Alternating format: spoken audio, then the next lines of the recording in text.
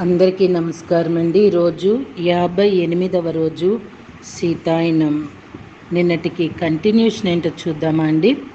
రావణుడు మాత వద్దకు వచ్చిన ప్రతిసారి ఆమెకు పార్వతీదేవి అతని మాయశక్తుల గురించి చెప్పింది జ్ఞాపకం వచ్చి ఆమె హృదయం తల్లడిల్లేది. ప్రతిరోజు వచ్చి ఆమె భర్త మరణం త్వరలోనే ఉందని చెప్పి ఆమెను బాధించేవాడు. అన్ని రకాల మాయలు ప్రయోగించేశాడు.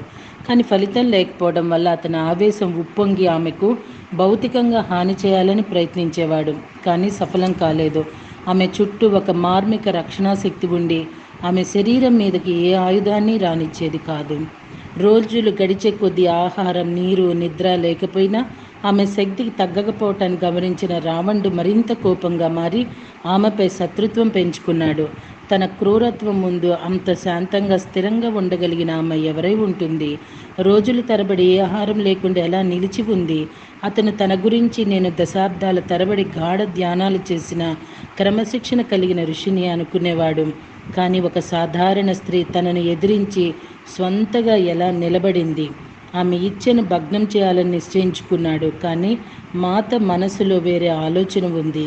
ఆమె అతనిలోని కామతురతకు, అందరినీ లోబర్చుకోవాలన్న కోరిక, అధికార దాహాన్ని పశ్చాత్తాపడేటట్టు చేయాలనుకుంది. కాలం ఏర్పడిన నాటి నుంచి తమ వ్యామోహాన్ని ఆపుకోలేక పురుషులు స్త్రీలను చెరచడం ఎప్పుడూ ఉంది. అయితే అటువంటి సంఘటనలు చెదురుమదురుగా జరిగేవి. వారి పట్ల కఠినంగా వ్యవహరించేవారు. కానీ రావణుడు ఒక కొత్త ప్రవర్తన పద్ధతిని ఏర్పరిచాడు. అది అధికారం కోసం స్త్రీలపై ఆధిపత్యానికి అనుమతించింది. అతను తన శక్తిని ఉపయోగించి మరింతగా స్త్రీలను లోబర్చుకోవటానికి దారితీసి స్త్రీలకు న్యాయం జరిగే అవకాశమే లేకుండా పోయింది. ఈ విధమైన ప్రవర్తన ప్రపంచంలోకి అనుమతిస్తే కాలక్రమంలో అది స్త్రీలు అణగద్రొక్కబట్టడానికి దారితీస్తుంది. ఈ విషయం మాతను ఎక్కువగా బాధించేది. ఒకానొక రాత్రి ఆమె గాఢ ధ్యాన స్థితిలో ఉండగా భవిష్యత్తు ద్వారాలు ఆమె ముందు తెరుచుకున్నాయి. మాత స్త్రీలు క్రమంగా అణిచివేతకు గురి అవ్వటం చూసింది. ఆమెకు ఒకరోజు సుదూర భవిష్యత్తులో తల్లులు తమ గర్భంలోని ఆడపిల్లలను విలువలేని వారిగా భావించి చంపివేస్తారు. భర్తలు తమ భార్యను ఇంటికే పరిమితం చేసి వారికి నీచమైన పనులు అప్పచెప్తారు. స్త్రీలకు విద్య కానీ సంపద కానీ పొందే అవకాశం ఉండదు. వారు తమ ఆత్మ విశ్వాసాన్ని కోల్పోవడంతో ఆత్మ న్యూనతను పెంపొందించుకుంటారు. వారికి తమ భౌతిక సౌందర్యం వల్ల మాత్రమే విలువ ఉంటుంది, కానీ వారి వివేకం లేక విజయాల వల్ల కాదు. వారి ఆధ్యాత్మిక శిక్షణ నుంచి త్రోసిపుచ్చబడి జీవితంలోని అత్యున్నత లక్ష్యాలు సాధించడానికి అనర్హులుగా చేయబడతారు.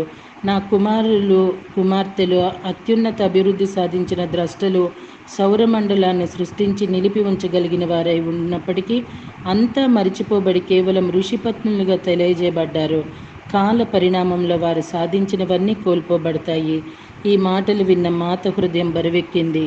హఠాత్తుగా అద్భుతమైన ఋషి దేవహూతి ప్రత్యక్షమైంది.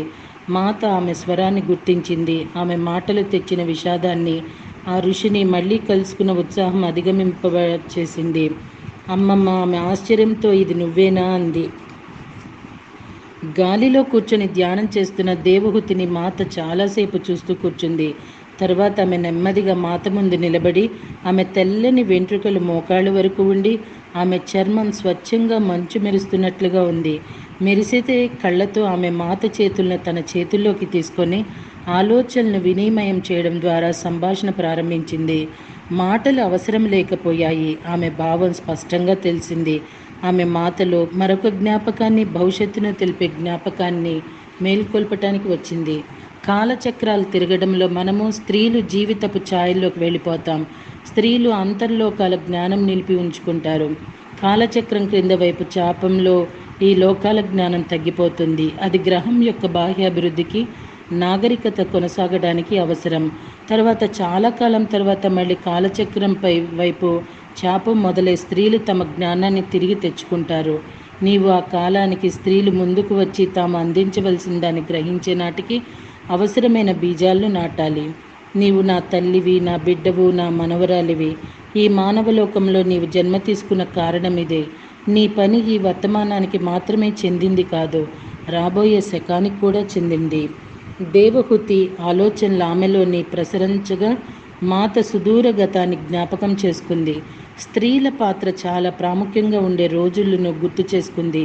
ఋషి దేవహూతి యొక్క తండ్రి మనువు ఆ కాలంలో భూమి మీద ప్రజ్ఞా ప్రకాశం పొందిన రాజు. చాలా గొప్పవాడు. ఆయన తన కుమార్తెకు చాలా గొప్ప ఋషికి తగిన వరుని కోసం లోకమంతా వెతికాడు. ఆయన కార్దమ ముని కార్దమ ముని ఆమెకు తగిన ఋషి అని కనుగొన్నాడు. ఆయన దట్టమైన అడవిలో ప్రగాఢ ధ్యానాలు చేస్తున్నప్పుడు పెళ్లి గురించి అడుగుగా ఆయన తన వాంఛ పరబ్రహ్మ అంతిమ వాస్తవంతో ఐక్యత అయినప్పటికీ మనువు మాటను తిరస్కరించలేనని చెప్పాడు. కానీ ఒక షరతుతో ఆ వివాహానికి అంగీకరించాడు. అదేమిటంటే పిల్లలు కలిగిన తరువాత తను మళ్ళీ అడవికి వెళ్ళి తన తపస్సును కొనసాగించటం. దేవహూతి తన తండ్రి ఎంపిక చేసిన వరునికి అంగీకారం తెలిపింది. తను మళ్ళీ తాపసిక జీవితానికి వెళ్ళబోయే ముందు కార్దముడు దేవహూతులు అనేక సంవత్సరాలు వైవాహిక జీవితాన్ని గడిపారు.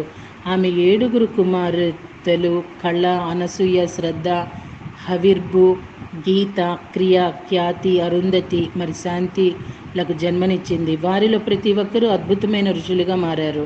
తరువాత ఆమె ఒక కుమారునికి మహర్షి కపిలునికి నారాయణమూర్తి యొక్క ప్రత్యక్ష రూపాన్ని జన్మించింది. ఆ బాలుడు జన్మించడం చూసిన నారాయణి తన ప్రియమైన భర్తను ఆ బాలుని రూపంలో చూడటం తప్ప వేరేమీ చేయలేకపోయింది. కార్దమ ముని అడవికి వెళ్ళబోతుండగా నారాయణి దేవహూతి ముందు ప్రత్యక్షమై ఆమెను ఓదార్చి తన 10 మంది పిల్లలను పెంచి యోగ మార్గంలో శిక్షణనివ్వడంలో నిర్దేశకత్వం వహిస్తానని అంది. ఆమె కుమార్తెల వివాహ సమయానికి తగిన వరులను వెతకటంలో నారాయణియే సహాయం చేసింది.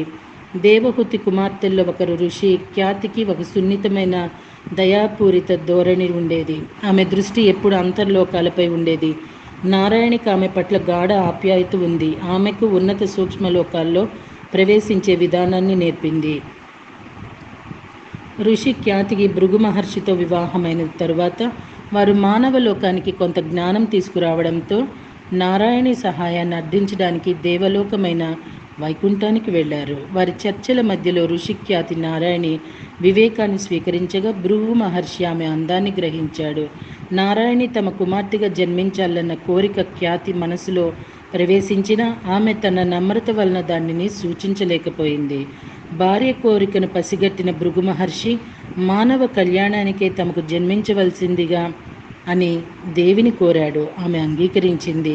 కానీ సరి అయిన సమయంలో నారాయణుడు ఆమెను తిరిగి వైకుంఠానికి తెస్తాడు అని హామీ ఇచ్చిన తరువాత మాత్రమే ఒప్పుకుంది. ఆ విధంగా స్త్రీ లేదా మహాలక్ష్మి అని కూడా పిలువబడే నారాయణి అత్యంత వివేకము సౌందర్యము గల భార్గవిగా జన్మించింది. మానవ లోకానికి దిగి వచ్చిన తర్వాత కూడా ఆమె చాలా జ్ఞానాన్ని నిలిపి ఉంచుకొని తర్వాత భృగు మహర్షికి అందించి ఆయన భౌతిక లోకంలో జీవులన్నిటిపైన నక్షత్ర శరీరాల ప్రభావం ఎలా ఉంటుందో అర్థం చేసుకోవటంలో నిర్దేశకత్వం వహించింది.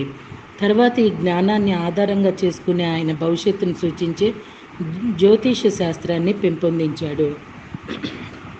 భృగు మహర్షికి ఉసన అనే పేరు గల మరో భార్య ఉండేది. ఆమె గొప్ప ఋషి రాక్షస గురువైన శుక్రాచార్యుని తల్లి. ఆ కాలంలో దేవతలకు రాక్షసులకు మధ్య భౌతిక లోకంపై ఆధిపత్యం కోసం గొప్ప యుద్ధం జరిగింది. మాస్టర్స్, ఏ పురాణం చూసినా ఇప్పుడు ఈ రోజులేమీ ఆశ్చర్యం కాదనిపిస్తున్నది. అప్పుడు స్త్రీల కోసమే పడిచచ్చారు, అప్పుడు స్త్రీలను వేధించారు, స్త్రీలను చెరపట్టం, స్త్రీని నానా బీభత్సం చేయటం అనేది పురాణాల దగ్గర నుండే ఉంది. ఆ పరమాత్మ ఏ ఉద్దేశంతో సృష్టించాడో కానండి, స్త్రీ లేనిదే సృష్టి లేదు. స్త్రీలో సమస్త సృష్టిని పెట్టి స్త్రీని ఒక స్త్రీ మూర్తిగా అమ్మగా చేస్తూ అసలు ఒక మహోన్నతమైన పాత్రగా స్త్రీని సృష్టించి ఆది నుండి ఇప్పటి వరకు కూడా స్త్రీ జాతి నానా రకాల హింసలు, బాధలు, వ్యతలు, కథలు. మళ్ళీ ఆమె లేనిదే క్షణమైన సృష్టి నడవదు, జరగదు కూడా. అసలు ఇదంతా దేని గురించి అండి? ఏ అనుభవం కోరి పరమాత్మ ఇలాగా స్త్రీమూర్తిని ఈ విధంగా చేయటం? స్త్రీమూర్తి అనేది ఒక పవిత్రమైన మూర్తి అండి. అలా ఎందుకు పరమాత్మ సృష్టించలా అంటే స్త్రీ మూర్తి అనేది ఒక పవిత్రమైన భావన, ఒక పవిత్రమైన బంధం, ఒక పవిత్రమైన రూపమని తెలియచేసే ప్రయత్నం అంటారా ఇది? నాకైతే అర్థం కావట్లేదండి. అప్పుడు ఇప్పుడు మరి ఇక ముందేమో మనకు తెలియదు కాబట్టి ఇప్పటి వరకు మనం మాట్లాడగలము. ఈ నిరంతరం స్త్రీ వేధించబడుతూ బాధించబడుతూ నానా హింసలకి గురి చేస్తూనే ఉంది. ఇప్పుడు స్త్రీ తన కాళ్ళ మీద నిలబడి ఉద్యోగాలు చేస్తూ ఆడపిల్లలు ఉన్నతమైన శిఖరాలను అధిరోహించినప్పటికీ పెళ్ళిళ్ళు అవ్వాలంటే ఉద్యోగం కావాలి, సంపద ఉండాలి, అందం ఉండాలి, ఆస్తి ఉండాలి, బంగారం ఉండాలి. నాకైతే మాస్టర్స్ ఆ పరమాత్మ ఉద్దేశం ఏంటో మాత్రం అంతుపట్టకుండా ఉంటుందండి. ఇది ఏనాటికైనా స్త్రీమూర్తి ఒక అపురూపమైన ప్రేమమూర్తిగా కీర్తించబడి పోషించబడి చూడబడుతుందంటారా? అదే ఆశతో జీవించటం తప్ప మరి ఇంక మనం ఏం చేయగలమండి? ఓకే మాస్టర్స్, నిజంగానండి ఇది కొంచెం అలా అనిపించింది.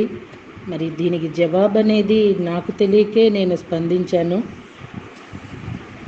ఓకే మాస్టర్స్, అనేక మంది అసురులు నశించారు, కానీ వారిలో ఒకానొక క్రూరమైన గుంపు ఉసన వద్ద శరణు పొందారు. తన కుమారుని శిష్యుల దుస్థితి చూసి ఆమె వారికి ఆశ్రయం ఇచ్చింది. దేవతలు ఆమె వద్దకు వచ్చి తమను లోనికి ప్రవేశించనివ్వమని కోరగా ఆమె తన కుమారుని శిష్యులను రక్షిస్తానని మాట ఇచ్చింది కనుక వారిని నిరాకరిస్తున్నానని చెప్పింది.